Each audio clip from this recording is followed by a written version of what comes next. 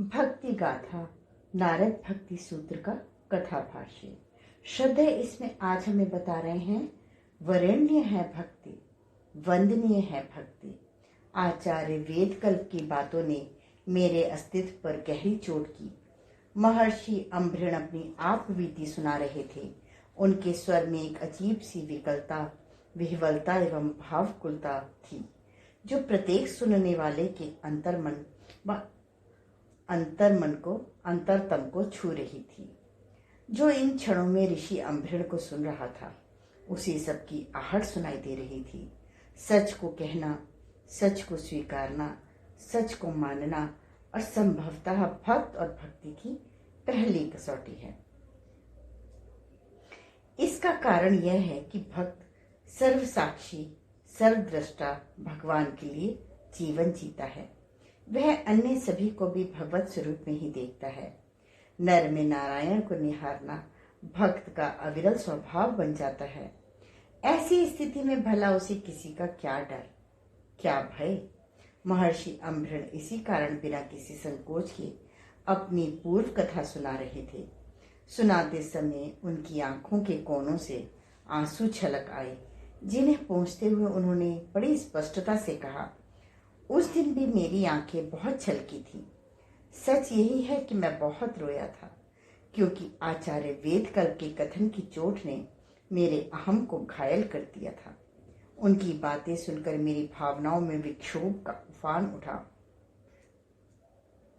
मेरे विचारों में द्वंद्व और तर्क के चक्रवात घूमने लगे।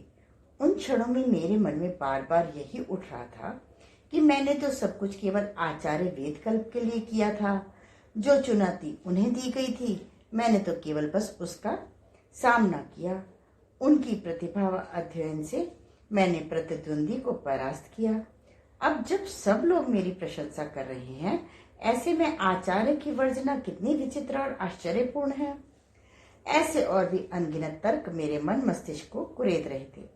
मन के किसी कोने में यह भी भाव छुपा हुआ था कि कहीं आचार्य को मेरी प्रतिभा से ईर्ष्या तो नहीं हो रही। इस समय मुझे लग रहा था कि मेरी सोच में कितनी क्षुद्रता थी, पर उस समय जैसे एक उन्माद मेरे संपूर्ण अस्तित्व में उफन रहा था। यह उफान मेरे लिए सर्वथा असहनीय था।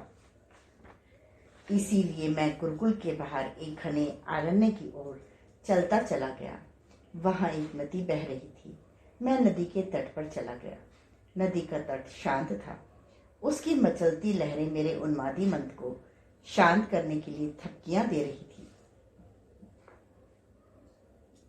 परंतु मेरी मनोदशा यथावत थी। मैं अपनी रौ में बाहर चला जा रहा था, सर्वथा अनियंत्रित, सर्वथा उन्मादी, तूफान से घिरा हुआ। इतना कहकर महर्षि अम्भृण ने देवऋषि की ओर देखा और अपनी वाणी में मिठास खोलते हुए कहा, देवऋषि, आप अपने अगले सूत्र को व्यक्त करें। शायद मैं अपनी भावनाओं में कुछ अधिक ही बोले जा रहा हूँ। उनके ऐसा कहने पर महर्षि पुलस्त्य ने कहा, हे ऋषि श्रेष्ठ, आप अधिक नहीं बोल रहे हैं और ना ही आपकी वाणी अनियंत्रित है। आप तो केवल सत्य को अभिव्यक्त कर रहे हैं। फिर भी मैं यह अवश्य कहूंगा कि देवऋषि अपना अगला सूत्र अवश्य कहें। इससे भक्ति की पुण्य सरिता और भी वेगवती हो सकेगी। ऋषि पुलस्त्य का अनुरोध और स्वयं महर्षि अम्भृण का आग्रह, इन्हें तो देवऋषि नारद को भी स्वीकार करना ही था। अन्य सभी ने भी सहमति और सम्मति जताई। तब देवऋषि ने मधुर स्वर में वीणा की झंकृति के साथ कहा, बाहुल्यावकाशात् अनियत्वाच्च। क्योंकि वाद विवाद में बाहुल्य में अवकाश है और वह अनियत है।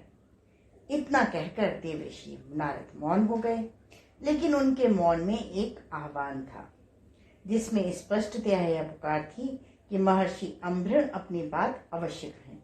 महर्षि ने उनकी ओर शांत भाव से देखा, पर बोले कुछ नहीं। सप्तऋषि गणों की दृष्टि भी उन पर थी। इस दृष्टि में अनुरोध स्पष्ट था, परंतु मुखर स्वर महर्षि प्रचेता का था। उन्होंने बड़े स्पष्ट ढंग से कहा, हे महर्षि अम्भृण, आप अपनी बात पूरी करें।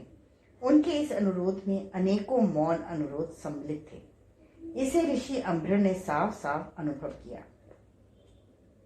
अपनी इस अनुभूति को आत्मसात करके उन्होंने कहा, हे महर्षिगण, अहंकार ज्ञान के सारे द्वार बंद कर देता है। मेरी उस समय यही स्थिति थी। मेरी इस स्थिति के सर्वथा विपरीत आचार्य वेदकल्प के मन में असीम वात्सल्य था। वह मुझे पुत्र की तरह ही मानते थे। अपने अवसाद व उन्माद में जब मैं नदी के तट पर बैठा था, तब वह मुझे ढूंढते ढूंढते वहां पहुंच गए। मुझे पता तो तब चला जब उन्होंने मेरे कंधे पर अपनी स्नेहिल थपकी दी। इस थपकी के प्रभाव से मैं किंचित चौंकते हुए पीछे की ओर मुड़ा। आचार्य को देखकर मैंने उन्हें औपचारिक प्रणाम तो किया, पर बोला कुछ नहीं। आचार्य ने मेरे मनोभावों को समझा। उन्होंने बड़े प्यार भरी मिठास से कहा, पुत्र, मैं तुम्हारी प्रतिभा से परिचित हूँ और इसकी प्रशंसा भी करता हूँ। मुझे ज्ञात है कि तुमसे अधिक प्रतिभाशाली युवक इस गुरुकुल तो क्या अन्य गुरुकुलों में भी नहीं है। प्रतिभा निश्चित रूप से प्रशंसनीय है। इस वजह से तुम निश्चित ही सभी के द्वारा प्रशंसनीय हो। परंतु पुत्र अम्भृण, भक्ति वरेण्य एवं वंदनीय है, जो केवल उसी को सुलभ हो पाती है जिस पर भगवती कृपा करें। तुम भक्ति के अधिकारी हो। तुम पर भगवती की अनंत कृपा है। मैं नहीं चाहता कि भक्ति से संबंधित तुम्हारे अनेकों जन्मों के संस्कार व साधना व्यर्थ के प्रदर्शन से नष्ट हो जाएं। आचार्य वेदकल्प जो भी कह रहे थे उसमें सच्चाई स्पष्ट थी। यह सच्चाई इतनी स्पष्ट और सचल थी कि बरबस ही मेरी आंखें भर आईं। आचार्य वेदकल्प ने मुझे अपने सीने से लगा लिया। काफी देर हम दोनों इसी स्थिति में बने रहे। इसके बाद बड़ी मुश्किल से मैं कह सका, भगवान मुझे क्षमा करें, मैं आपके भावों को समझ नहीं सका।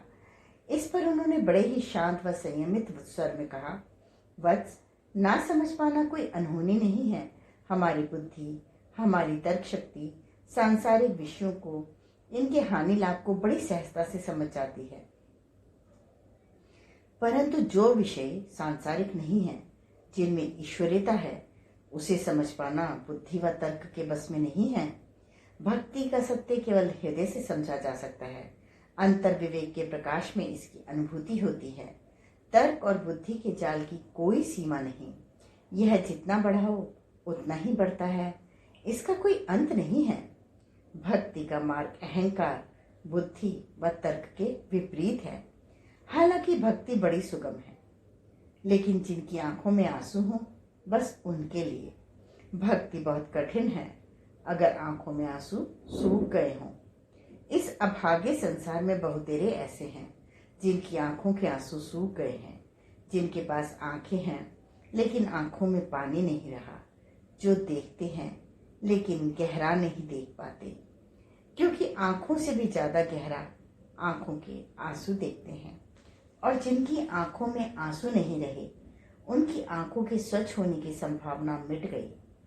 आंसू तो स्नान करा जाते हैं, आंखों को बार बार ताजा करते हैं, धूल को जमने नहीं देते, तर्क को टिकने नहीं देते, प्रतिभा का स्वतः ही परिष्कार कर देते हैं, व्यक्तित्व के कूड़ा करकट को बहा ले जाते हैं। आंखें फिर ताजी हो जाती हैं, छोटे बच्चों की भांति। फिर संसार हरा भरा, ताजा व नया हो जाता है। भावनाओं की इसी ताजगी में भक्ति व भगवती की खबर मिलती है। महर्षि की इन बातों ने मुझे बोध दिया। मुझे पता चला कि अहंकार से भक्ति बिल्कुल विपरीत है। इसीलिए तो अहंकार की खोज पर चले हैं। वे भक्ति को ना पा सकेंगे। भगवती को पाना है तो स्वयं को खोना ही पड़ेगा। आज के स्वाध्याय का क्रम यहीं समाप्त होता है।